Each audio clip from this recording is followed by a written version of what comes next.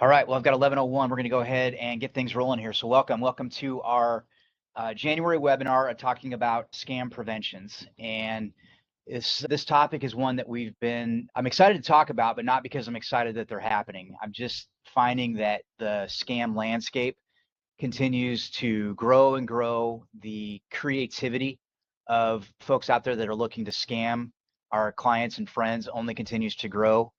I probably couldn't pull anybody that's here today that hasn't been subjected to some sort of scam, whether it was somebody that you know, something that happened to you personally, whatever the case may be. And so we've just seen as this with artificial intelligence and all the other different things that are going on, we've just seen it grow and grow. So before we get into our presentation and stuff today, I just wanted some housekeeping. The chat box is open, so if you have questions, please post them in there. I'll have that open here while we're talking. And as you can see, I've got Will Schrader here with me. My financial planning associate is with us here today. And so, Will, as we get started in this journey, and we'll be talking a lot about scams here internally, maybe describe to everybody a little bit about what we've been discussing and some of the resources we've been trying to tap into a little bit. Yep. So scams have been a frequent topic among clients asking, what's going on in the community. So what we've been doing is our own research via the internet.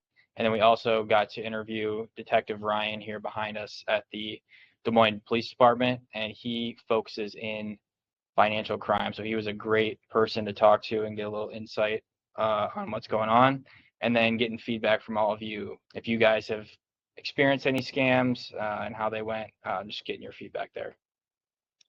That's right. And so the different types of scams that we learned about from Detective Ryan were obviously interesting. This is all he does, and there was what, 5 of them, and 4 or 5 of them in his little area of the Des Moines Police Department that focuses just on following up on financial crimes or any sort of scam that's going on in the community. And it doesn't have to be isolated to the elderly or anyone. It's just anything that's going on in the scam landscape where people have lost money or been threatened. He's had to go out and investigate those. So he was an incredible resource. He shared with us a lot of additional areas that we didn't know about where people were seeing scams that we think will be helpful today. And so I'm going to go ahead and start our presentation.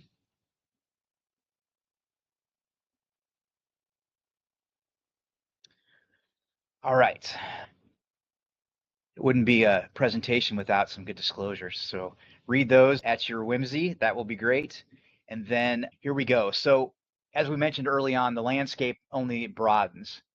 The ability now for artificial intelligence to emulate and simulate people's voices to gather information about people has only made this problem worse.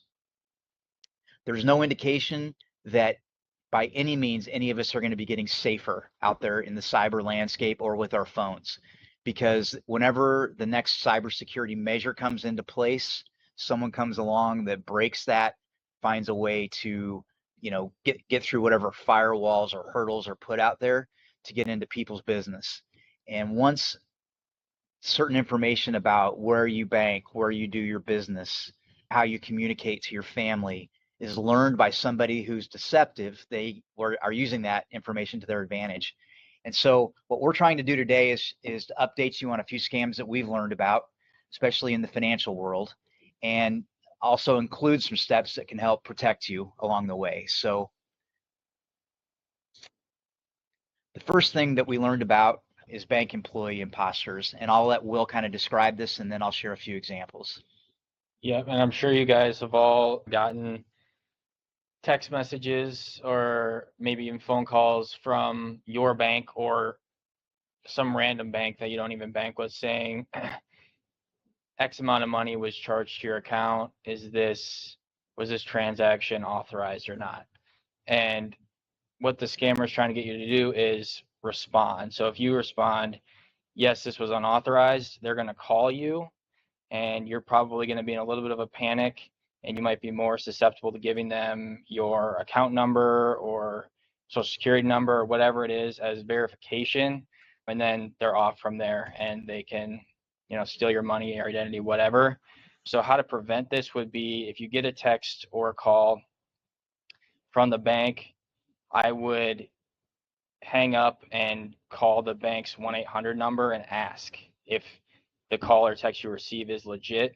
9 times out of 10, it is not going to be legit. If you get a phone call and they're asking for your account number or social for verification, it's probably a scam. When I worked at a credit union, we had verbal passwords with all of our members. It was something they set up at account opening, and that was how we verified them. It would just be a word or a phrase, whatever was easy for them to remember. That's what it would be. And I'm assuming that more banks are going to use that rather than account numbers or other sensitive information to verify you. So just don't reply directly to the text or anything. Just call your bank directly and see if it's legit. Absolutely. Just yesterday on Facebook, someone sent out a notice that they'd received a call, and they sent a copy of the call they'd received. It showed the bank's information as the source of the caller, and said that there was illegal activity going on out of Chicago in their account, and could they verify a few things. She did exactly the right thing. She hung up, she called the bank. They said, we would never do that. We would never call to alert you that way. She absolutely did the right thing to call in and say what's going on, and nothing had been happening was the answer, and that she was being scammed. And so once these scammers learn about where you bank, however they figure that out, they can emulate now that they're calling from said bank and get you to deliver information that a banker would never ask you for. So I think that's the key takeaway when it comes to banking information, is always asking yourself, would the bank actually need this from me? Or can I call somebody at the bank that I know that can check whether this is a legitimate thing or not? But many of these scams originate at banks because they have an air of legitimacy right away. It's your bank. It's people that you already work with. And if they can match up that caller ID, then all of a sudden they've got a leg in there. So the one that he described and the one that I saw here recently is great examples of what's going on with banks. It's not just, though, in banks. It can be something like Charles Schwab, who's our custodian. They can pretend that they're calling from there and they need information. Schwab would never do that. They would always encourage you to call in and check on if there's a problem. What you will get from time to time is emails from Schwab that say either we've moved money or some sort of trade confirmation. Those are legitimate, and they're not asking you to do anything. They're just for your information only. But if ever you receive something from Schwab, or if you're in one of our 401k plans and you see it from Principal, Empower, whomever, same thing. Always check with the custodian or the record keeper themselves before you do anything, and before you make any changes or deliver any information, because again, they don't need that from you. They already know your social security number and all that information. So don't let yourself get sucked up into what all these scammers always use, which is fear. If they can scare you that something is going on, they can in many cases get a chance to manipulate. All right. So this is one that we didn't know about and we won't spend a lot of time on, but it's pretty frequent that we're seeing scams in the area of romance or online dating. And so I was obviously interested in this because I have kids that are out there using these apps, and we have friends from time to time, but maybe you want to share with them the landscape. And this is Detective Ryan focused on these a lot because he said this is becoming more and more prevalent. Yeah, romance scams are gaining popularity. Essentially what it is someone who is seeking a companion online. They're online meeting people, they come across someone and they get to chatting, it gets serious, maybe the person develops feelings for this person, but in reality this person isn't real, it's a scammer. And what they do is they play the long game here, so they make you believe that they're a legit person, and then a lot of times they will request money to either come see you, or they say their family's in need, can you help? And then if you've got feelings for this person, you might be more apt to do so. But they request it in a very odd way. The new thing is Bitcoin ATMs. You can find them at gas stations all over the place, and you will deposit money or a cash or a check into this ATM, send it off to their crypto wallet, and then it's gone. There's no getting it back. It's very hard to trace. You've got hardly any chance of getting it back. So if they ask you to send money via Bitcoin ATM, don't do it. Cut off connection with them. Stick to your legitimate dating sites. Seems like the Bitcoin request is a big giveaway that something's going on. They want it non-traceable, and that's the way, Bitcoin for now operates. That whole crypto ecosystem is relatively confidential, and they can get their money and disappear without anybody knowing about it. So yeah, just being careful in this arena, asking the right questions. We're not going to advertise or mention any websites today, but using ones that are well known, that you have to register for, and include information, versus something, some sort of strange request, things like that. Obviously, most of you would understand not to follow that, but it can be where you believe you're talking to a real person and you're talking to a bot, or you're talking to someone who's trying to deceive you. That can be he mentioned 3 or 4 seniors that were taken by this scam. He mentioned a lot where they want to meet up, and then before we can meet up, I need money to get there. So they use that as a way to get money from you, those kind of things. So yeah. All right, the next area that Ryan talked about a lot that we didn't know about was social engineering. So maybe you want to explain this a little bit, Will. So you just mentioned scammers a minute ago, that they want to instill fear in you, and that's exactly what social engineering is. They make you fearful, so you're more apt to act quickly and without thinking. So the examples he gave us were a sheriff or police department or whoever would call you, say, hey, you committed a crime in this county on this date. You need to come turn yourself in or pay us your bail. And they would request the bail money through like a Venmo or a Cash App or something. Dead giveaway right there. The police department or sheriff's office is not going to request money via PayPal or Venmo. And he said that they'll never request money over the phone. If you do think, or if you want to confirm its legitimacy, hang up, call the real station, say you got this call, is it real? Chances are it's not going to be real. But again, the whole premise behind social engineering is instilling fear in the victim so that they act quickly and without thinking. Right. And so they'll use this sometimes if you have a second home in another place. They'll use it if you've been somewhere and got like a parking ticket or a moving violation. Somehow if they can find that out, or they check court records and see that something happened, they're like, all right, well, that hasn't been settled. You need to take care of this. The only way to do that is to go to like Polk County Bail and pay bail. If you don't want to go, you can send it to us. It seems pretty obvious, but if they can frighten you, again, like Will said, you'll maybe make decisions that you wouldn't. So I haven't shared this much, but someone called me once when my daughter was in Mexico, and they convinced me via them and a screaming person in the background that they had kidnapped her and they wanted ransom money. So they will do whatever they can to scare you in whatever way possible. And what I found and what I've learned is, it's like Will said early, hanging up and calling back, doing some checking, saying, taking a breath to understand, is this really something that's happening? Or am I, being scammed? Is somebody looking to take advantage of me? Asking those questions, where before we would have just acted out of fear and quickly because of all the things that are going on and the way that they're able to manipulate us. It's never been a better time that, unfortunately, we have to be more and more careful. So this next one is one that I found depressing, because I like to use QR codes. When I go to the restaurants, I like to pull up a QR code, look at my menu. When I'm in the airport, I'm like, oh, that looks cool, etc. And so we found out from Detective Ryan that the QR codes can sometimes be a scam. Go ahead. Yeah, the scammer can come along and paste a fake QR code over the legit one, or just put fake ones anywhere. The thing is, with QR code, you have no idea where it's going to take you. It might say, scan this to look at the menu, but you really have no idea. It can take you somewhere that will install viruses and malware on your phone that'll steal personal information, credit card numbers, etc. So you're just kind of going in blindly, not knowing where it might take you. So avoid them if you can. That's what I'll say. Yeah, I think at restaurants, we're going to start asking just to give us a menu, kind of go back to, I know during COVID that was convenient to do it that way. I'm wondering now with all of these, if I was a scammer, a restaurant would be the easiest spot where I could just tape something onto the table and take it to a illegitimate spot.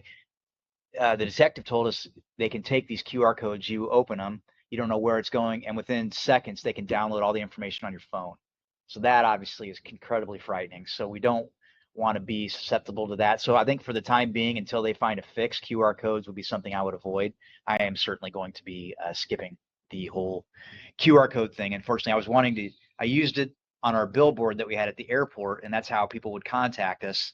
And obviously now I'd be encouraging people not just to use our QR code, because if somebody could tape something nasty over it, which would be too bad. All right, so smishing, this is a bonus scam, and this is one we learned about from Will's mom, of all people. So thank you, Mrs. Schrader, for letting us know about this, but I'll let Will explain what smishing is. Yeah, she saw a Facebook post about it, but it's similar to like a bank employee or a bank scam, like the first thing we talked about. It's going to send you a text, but it doesn't have to be from a bank. It can be from, he gave the example of Charles Schwab. It could be from, you might get the ones from Amazon or USPS or UPS saying that a package couldn't be delivered. Click this link. Any of those types of messages would be considered smishing.